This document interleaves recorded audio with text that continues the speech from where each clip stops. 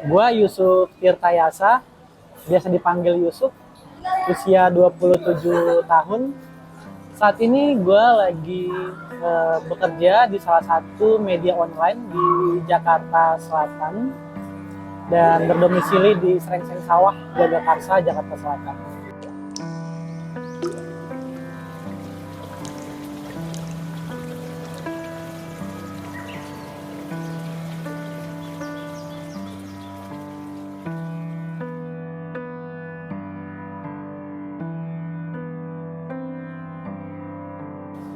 2023 sih, baru Juli 2023. Perkenalan gue dengan istri tuh bisa dibilang nggak terlalu intens ya bang awal.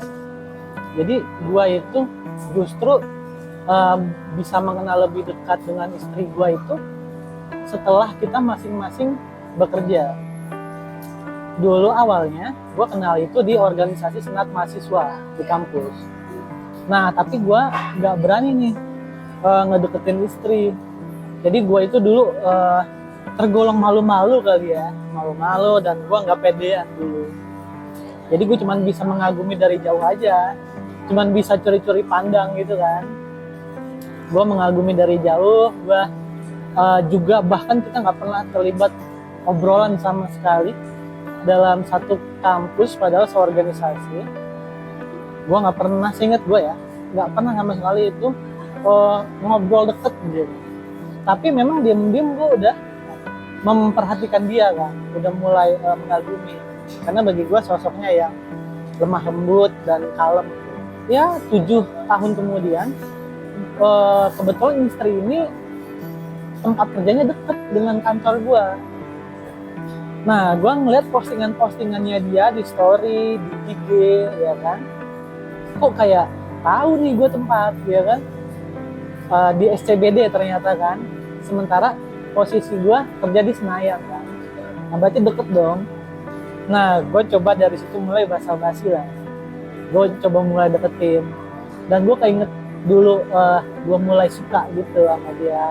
Nah menurut gue ini kesempatan lagi nih ya kan. Setelah dulu gak kesampean, gue coba cari informasi tentang dia. Ternyata dia juga masih single ya kan. Wah menurut gue ini gak boleh disia-siain kan. Ya udah gue deketin, basa-basi, kita deket, banyak kecocokan ya. Alhamdulillah kita bisa majukan ke jenjang yang lebih serius.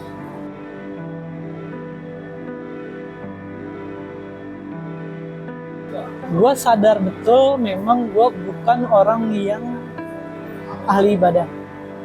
Gue bukan orang yang religius. Tapi pilihan gue itu bukan soal religius atau enggak.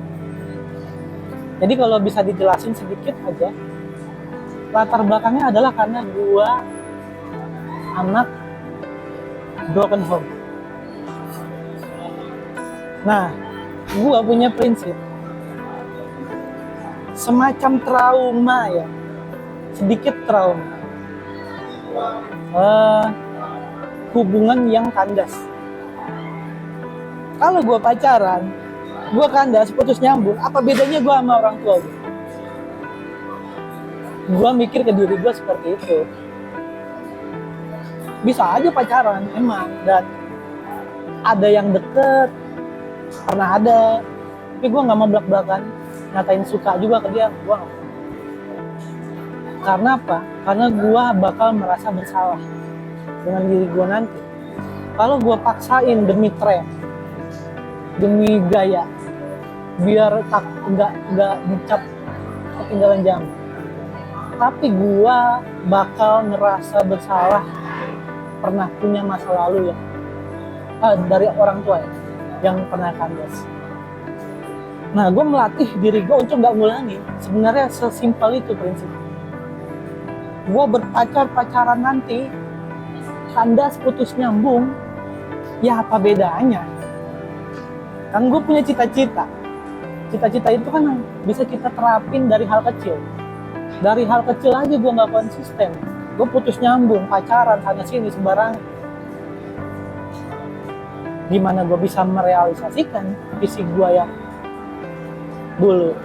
Dan biar gue gak mengulangi trauma. Terlepas memang gue tahu ya emang dalam agama yang gue yakinin ya memang sebenarnya itu dilarang, ya kan. Tapi terlepas dari itulah, ya itu kan banyak perdebatan. Silakan bagi yang mau pacaran ya oke. Kalau emang lo ngerasa bisa bertanggung jawab, lo bisa dan mungkin mereka nggak punya trauma kayak gue, ya silahkan aja. Ini kan tinggal pilihan masing-masing. Artinya gue bisa tegasin di sini, pilihan gue adalah untuk gak pacaran karena gue punya cita-cita itu kan.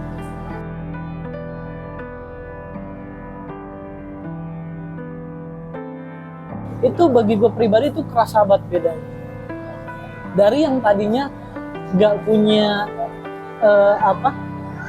pasangan yang bisa diajak jalan gitu, lama banget gue ya katakanlah jomblo ya, tapi kan karena pilihan gue kan, karena itu pilihan gue nggak mau berpacaran, jadi kerasa banget karena dari yang tadinya sendiri, totali sendiri gitu ya, jadi punya istri gitu ya. Nah menurut gue sih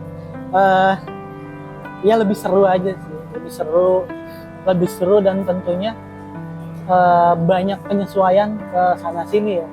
Ibaratnya gue ngerasain jet lag nih, karena dari segi cara pandang, pola pikir, sikap kita, kebiasaan kita, itu banyak banget ya, nggak terlalu banyak tapi ada lah ya perbedaan. Menurut gue jet lagnya di situ, karena kita harus menyesuaikan satu sama lain.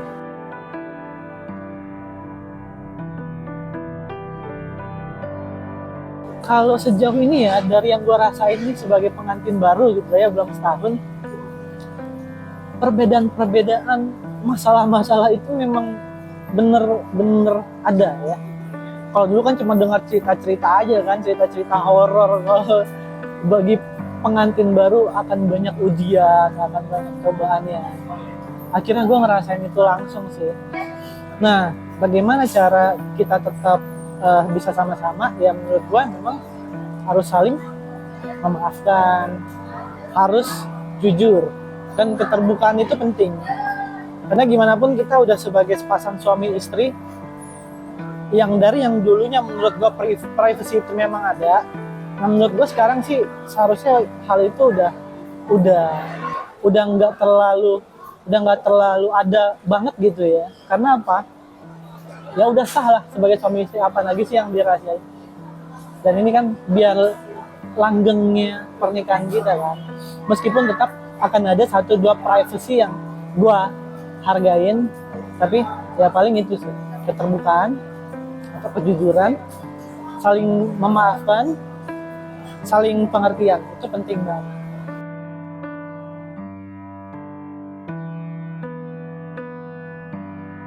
Ya kabur untuk beberapa jam saja, dan memang itu menurut gue sadar gue salah, karena mungkin pernah agak sedikit kasar ya dalam berucap mungkin ya. Dan itu bikin istri gue marah, dan gue juga berpikir begitu juga ke istri gue. Istri gue juga mungkin ucapannya menyinggung gue ya kan. Alhasil ya gue untuk nenangin diri, gue cabut dulu dari rumah gitu. Tapi itu nggak lama sih, cuman berjam-jam. Tapi menurut gue dalam waktu yang cuman berjam-jam itu pun gue ngerasa bersalah, karena gue pernah dulu ngelihat orang tua gue gitu lah ya, ketika cekcok mungkin, dan mereka akhirnya hubungannya satu sama lain direnggang, atau bahkan dalam beberapa waktu nggak ketemu lagi, itu kita sebagai anak pasti sedih kan ngeliat. Nah sekarang kok gue yang ngelakuin itu gitu, padahal baru berjam-jam. Nah gue ke flashback, padahal gue punya visi dulu sebelum nikah apa, insya Allah gue jadi keluarga yang sakinah, ada orang langgeng gitu. Nah pada saat ribut-ribut kecil kita, gue pergi, gue tinggalin walaupun hanya beberapa lama, tapi menurut gue itu udah memukul diri gue sendiri, menyadarkan diri gue, lu nggak boleh kayak gitu. Kan lu kan dulu udah pernah ngerasain, masa lu sekarang mau kayak gitu sih? Akhirnya gue mengalah, gue coba tekan ego gue, ya gue balik lagi gitu ya kan, ya dan gue coba komunikasikan lagi dengan baik, kita minta maaf, dan ya kita sepakat untuk berubah gitu, untuk berbenah gitu ya. Berkaca dari permasalahan kemarin tuh apa sih, biar kita besok jangan lakuinnya.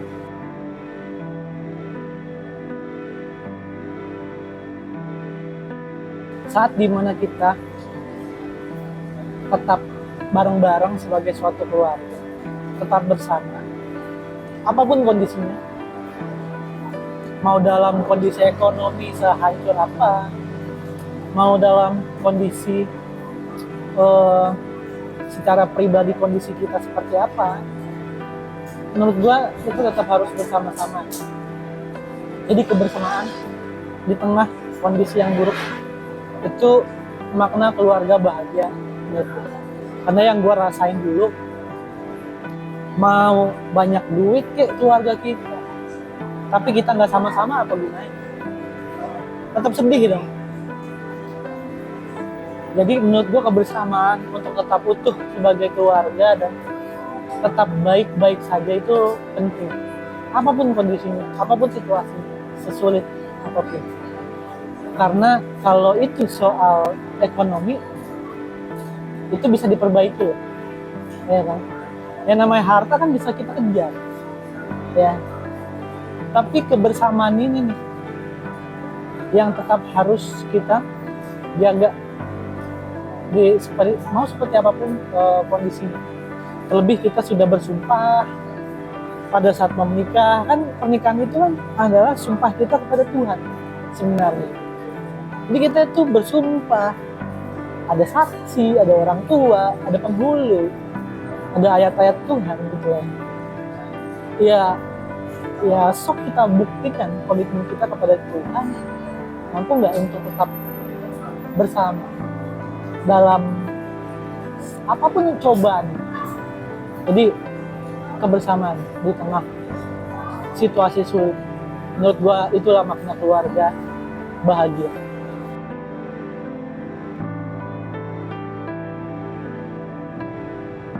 Gimana pun kondisinya, kita harus yakin bahwa Allah melindungi kita, asalkan kita tetap baik berhubungan kepada sesama, kepada suami, dalam konteks ini begitupun gue ke dia.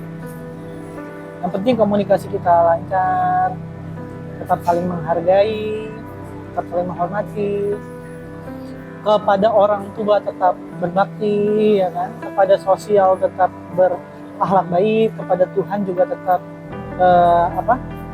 beribadah dengan baik. Itu sih pesan gue. Jadi yuk kita sama-sama jaga akhlak kita untuk tetap berakhlak dengan baik gitu. Insya Allah apapun kondisinya, kesulitannya, asalkan komunikasi kita tetap terbangun dengan lancar, baik gitu ya, terbuka itu tadi, jujuran, ya insya Allah sih kita akan tetap bersama, insya Allah sampai surganya Allah.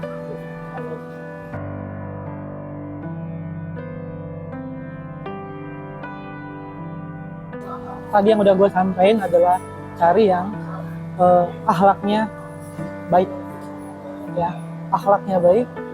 Karena apa? Dengan komunikasi yang baik, sikap-sikap yang dibutuhkan dalam rumah tangga, wawasan, soal good looking, good reckoning itu hanya pelengkap aja. Karena kita ya tahu betul bahwa Allah Maha Sempurna. Jadi yang diciptakan Allah adalah yang sudah paling baik, dan rezeki sudah dijamin oleh Allah, yang penting kita mau berikhtiar. Nah, jadi itu saran gue, cari yang akhlaknya baik. Nah, lalu jika sudah menikah, menurut gue harus tetap ingat bahwa ujian itu memang akan terus ada. Ya. Nah, gue pun sebagai yang menjalani pernikahan belum ada 1 tahun, gue ngerasain banget gitu ya, ngerasain ada penyesuaian sana sini, perbedaan sana. Nah, tetaplah menjadi pribadi yang pemaaf. Jangan berekspektasi juga bahwa dia sudah sempurna. Apapun yang terjadi, memaafkan, itu penting. Dan keterbukaan. Jangan lupa tonton dan subscribe channel YouTube Keluarga Bahagia. Sekolah menjadi suami istri yang baik.